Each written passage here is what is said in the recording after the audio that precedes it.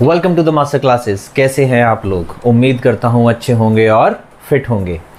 सो बच्चों, last class में हमने गुडविल अच्छे से सीख ली थी, हिडन गुडविल भी सीख ली थी और रिवैल्यूएशन अकाउंट का भी एक क्वेश्चन दोबारा से करके उसको अच्छे से हमने रिफ्रेश कर लिया था। अब हमारा एक टॉपिक और रह गया है फुल क्वेश्चंस करने से पहले, that is reserves and accumulated profit and losses.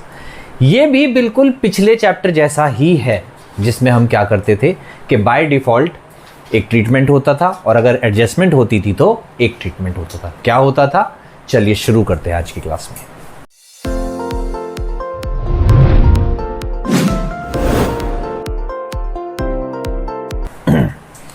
हाँ जी बच्चों, क्या क्या चीजें होती है? सबसे पहले तो एक होते थे हमारे जनरल रिजर्व्स, एक था हमारा वर्कमैन कंपनसेशन रिजर्व, एक था इन्वेस्टमेंट फ्लक्चुएशन रिजर्व, देन उसके बाद होता था profit and loss credit balance, profit and loss debit balance, और अगर एक चीज और ले ले तो एडवर्टीजमेंट सस्पेंस, जिसको हम बोल देते हैं डेफर्ड रेवेन्यू एक्सपेंडिचर। इन चीजों की ट्रीटमेंट होती थी। ओके, मैंने क्या सिखाया था? अगर क्वेश्चन में स्पेसिफिकली कुछ मेंशन नहीं है तो इन चीजों की एक ट्रीटमेंट होती है। क्या ट्रीटमेंट होती है? जैसे कि बाय डिफॉल्ट, पहले बाय डिफॉल्ट वाली कर लेते हैं सारी चीजें। बाय डिफॉल्ट क्या होता है? जनरल रिजर्व की क्या एंट्री होती है? जनरल रिजर्व अकाउंट डेबिट हम डिस्ट्रीब्यूट कर देते हैं। बाय डिफॉल्ट जनरल रिजर्व को क्या कर देते हैं? हम डिस्ट्रीब्यूट कर देते हैं। कैसे डिस्ट्रीब्यूट कर देते हैं? ओल्ड पार्टनर्स में और ओल्ड रेशो में। जनरल एंट्री क्या बन जाएगी? General reserve account debit to old partners capital account.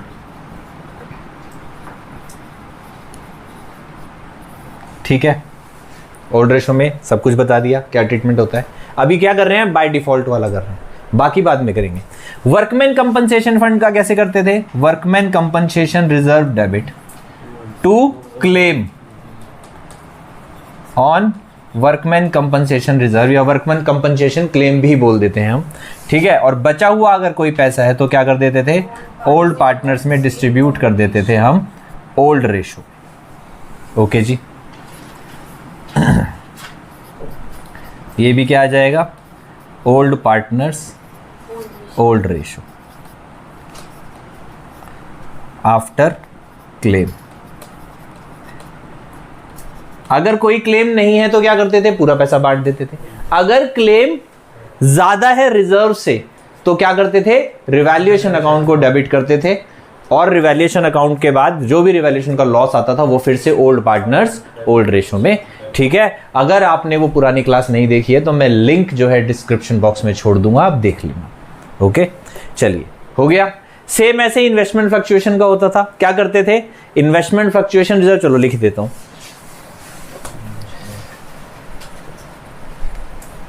क्या करते थे? Investment fluctuation reserve debit to investment, जितना लॉस हो गया उसकी वैल्यू में, और टू ओल्ड पार्टनर्स अगर बच गया है तो। क्या करते थे? ओल्ड पार्टनर्स में डिस्ट्रीब्यूट हो जाएगा ओल्ड रेशो में आफ्टर डिडक्टिंग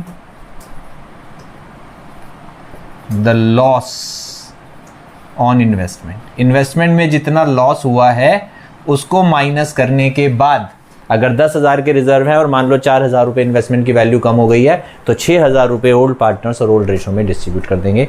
अगर इन्वेस्टमेंट की वैल्यू बिल्कुल भी कम नहीं हो तो सारा का सारा बांट देंगे। अगर इन्वेस्टमेंट की वैल्यू रिजर्व से ज्यादा कम हो गई है तो उस डिफरेंस को कहां डाल देते थे हम? रिवैल्यूएशन अकाउंट में। और अगर इन्वेस्टमेंट की वैल्यू बढ़ गई है तो डबल प्रॉफिट होता था।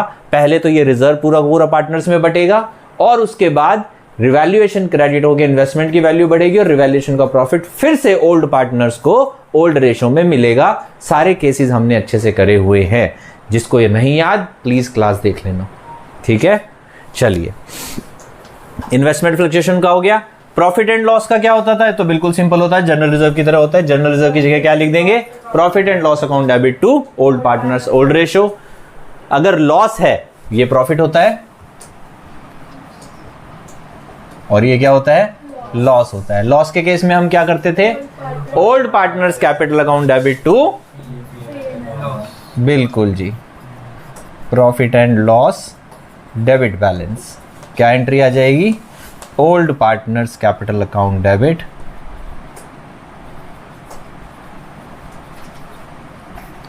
To profit and loss account.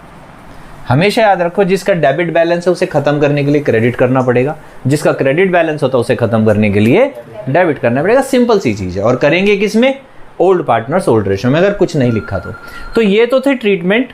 ये भी इसी की तरह होगा, लॉस की तरह।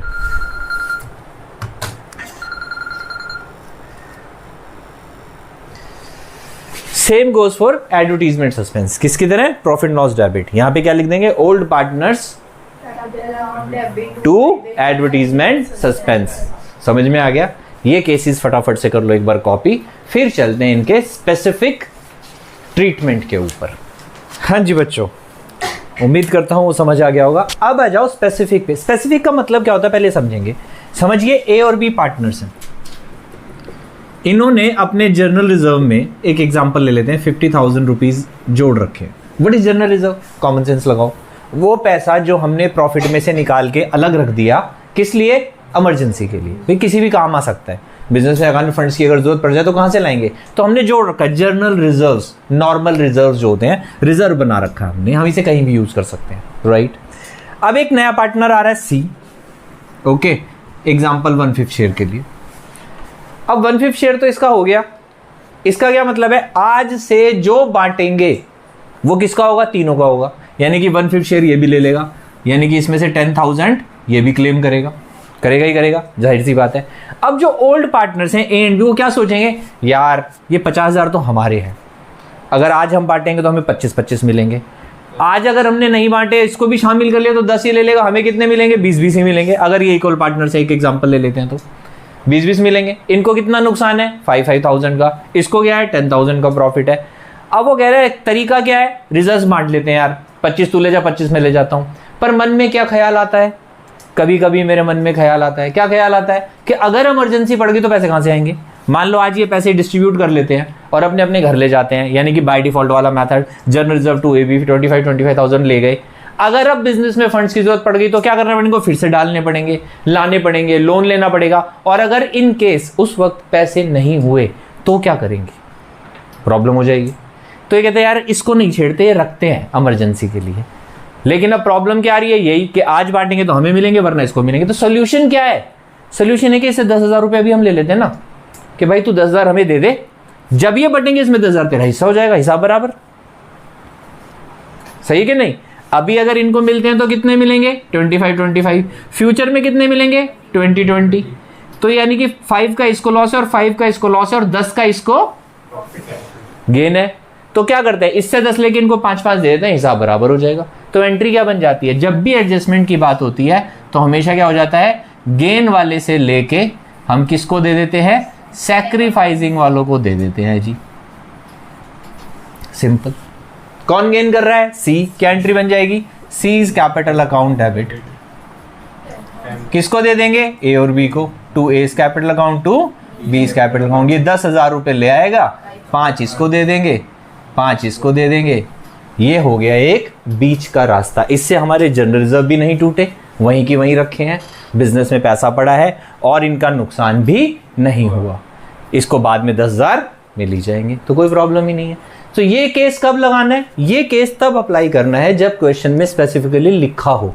क्या लिखा होगा? General reserves are not to be distributed. ठीक है, general reserves are to be adjusted, ऐसी कुछ लाइनें लिखी होगी। अगर कुछ नहीं लिखा तो सिंपल बाय डिफॉल्ट वाला मेथड लगा देंगे। सेम प्रॉफिट के लिए होता है। इनके लिए क्या हो जाएगा? एंट्री रिवर्स हो जाएगी, क्योंकि ये लॉस है। अभी लॉस इन दोनों का है, बाद में इसको भी भुगतना पड़ेगा। तो इसको क्या बोलते हैं? तू अभी ले ले, बाद में हमें दे दियो। बात समझ में आ गई? तो जैसे क्या कर रहा है? गेनिंग टू सैक्रिफाइसिंग, उसमें क्या हो जाएगा? Sacrificing to gaining. इतना ही आसान है। बात समझ में आ गई?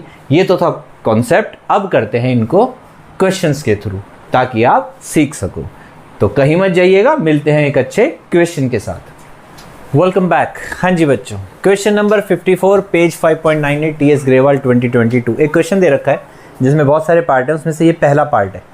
पार्ट ए वो कह रहा है XYZ आर पार्टनर्स जिनकी ओल्ड रेशो है 5:3:2 और W आ रहा है नया पार्टनर 1/6 शेयर के लिए। वो कह रहे हैं 3 चीजें दे रखी है लायबिलिटी साइड में, जनरल रिजर्व, कंटिजेंसी और प्रॉफिट एंड लॉस अकाउंट, और एसेट साइड में दे रखा है एडवर्टीजमेंट, सस्पेंस, और कुछ नहीं बोला, यानी कि बाय डिफॉल्ट वाली एंट्रीज करनी है। तो क्या करना है, इन तीनों को डिस्ट्रीब्यूट करना है, तीनों को डेबिट डेबिट डेबिट एक साथ ही कर सकते हो आप, कंबाइन एंट्री भी पास कर सकते हो, to X capital account, to Y's capital account और टू जेड्स कैपिटल अकाउंट, तीनों को कर लो ऐड, कितना हो जाएगा 36 और 6 42 और 18 60, तो 60,000 हो गया। 60,000 किस में बांटना है, 5 3 2 में, यानी कि 6 5 30, 6 3 18 और 6 2 12। लो जी, पहली एंट्री पास हो गई, सिंपल है बिल्कुल, कोई मुश्किल नहीं है। दूसरे में क्या करना है, इसको एडजस्ट करना है, कर देते हैं, ये लो, X capital account debit, Y Z ये भी दोनों डेबिट, 24,000 को क्या कर देंगे हम, एडजस्ट कर देंगे, किस रेशो में, 5:3 की रेशो में, कितना आ जाएगा, ये तो आ जाएगा 12,000, और ये कितना आ जाएगा 4,800, और ये 7,200। लो जी, सिंपल है। बाय डिफॉल्ट क्या करना है, जो चीजें उन्हें देनी है डेबिट करेंगे, पार्टनर्स को क्रेडिट करेंगे। जब भी पार्टनर्स को कुछ मिलता है तो वो क्रेडिट होते हैं, पार्टनर से कुछ लेना है तो वो डेबिट होते हैं। ऐसे दिमाग लगाना कि पार्टनर्स को मिल रहा है कि ले रहे हैं, अगर पार्टनर्स को मिल रहा है तो वो क्रेडिट होंगे, यानी कि दूसरी आइटम डेबिट होगी, और अगर पार्टनर से लेना है, लॉस की आइटम है, तो पार्टनर्स डेबिट होंगे और सामने वाली आइटम। देखो बहुत सारे तरीके होते हैं, कॉमन सेंस होती है, कॉन्सेप्ट्स होते हैं और दिमाग भी होता है, ठीक है। लगाओगे तो सारी एंट्रीज निकल जाएंगी। तो ये था इसका ए पार्ट। अब आ जाते हैं इसके बी पार्ट पे। बी पार्ट में वो कह रहा है, क्या कह रहा है देखते हैं, बैठ give journal entry to distribute workman compensation reserve of ₹72,000 the time of admission of Z if there is no claim against it, the firm has 2 partners X and Y. लो जी, बहुत ही ज्यादा आसान है। वो कह रहा है वर्कमैन कंपनसेशन रिजर्व पड़ा है हमारे पास, कितने रुपए का, 72,000 का। पार्टनर्स कौन है, एक्स वाई, नया पार्टनर आ रहा है जेड, क्लेम कोई है ही नहीं। क्लेम नहीं होता तो क्या करते हैं बाय डिफॉल्ट,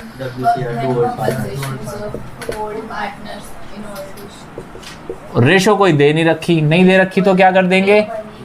लो जी, हो गया बी पार्ट भी, समझ में आ गया। सी पार्ट पे आ जाते हैं, क्या कह रहा है, give journal entry to distribute workman compensation reserve 72,000 the time of admission Z if there is a claim of 48,000 against it. लो जी, अब क्लेम भी आ गया, क्या कर देंगे, टू वर्कमैन कंपनसेशन क्लेम, कितने रह गए, 24 रह गए।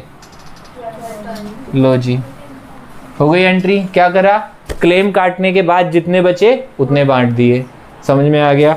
जैसे कि बर्थडे पार्टी के लिए पैसे जोड़ते, पार्टी पे इतने खर्च हो गए, जो बच गए वो हमारे, ठीक है। अब आ जाते हैं डी पार्ट पे।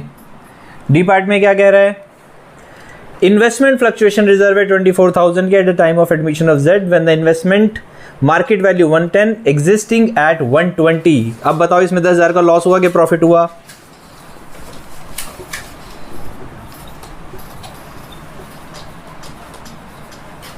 बताओ भाई, लॉस हो गया, क्योंकि एग्जिस्ट यानी कि बैलेंस शीट में कितने पे है वो, 120 पे, मार्केट वैल्यू कितनी हो गई 110, 10,000 रुपए का क्या हो गया, इन्वेस्टमेंट की वैल्यू डाउन हो गई, यानी कि नीचे आ गई, लॉस हो गया। इन्वेस्टमेंट आ गया 10,000, अब क्या रह गए हमारे पास बचे हुए पैसे 14,000, किस में बांट देंगे, दोनों पार्टनर्स में, कितने, रेशो कोई दे नहीं रखी, तो 7,000 और 7,000 रुपीज डिस्ट्रीब्यूट कर देंगे। बात समझ में आ गई। अब आ जाते हैं लास्ट पार्ट पे।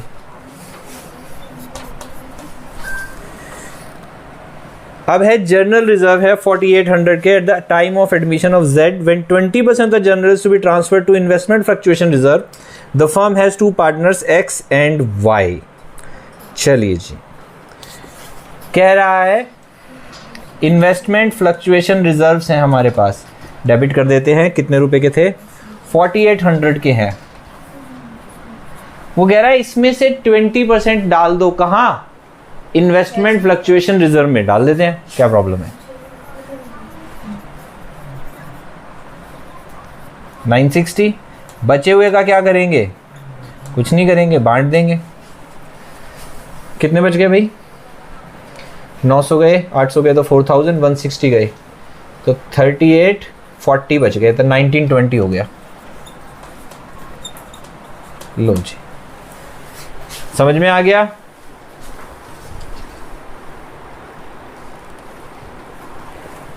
उम्मीद करता हूं सबको समझ आ गया होगा और आपको भी अच्छे से समझ में आ गया होगा। अगर फिर भी नहीं आया है तो क्लास को रिपीट करके देखो, पुरानी क्लास जिसका लिंक छोड़ रहा हूं, जहां कॉन्सेप्ट सिखाया हुआ उसको अच्छे से देखो, और उसके बाद भी अगर कोई डाउट है तो भी डरने की कोई बात नहीं है बच्चों। यू कैन कमेंट मी, और कमेंट बॉक्स में अपने डाउट्स पूछ लेना, मैं फिर से एक वीडियो बना के आपके डाउट्स को क्लियर कर दूंगा।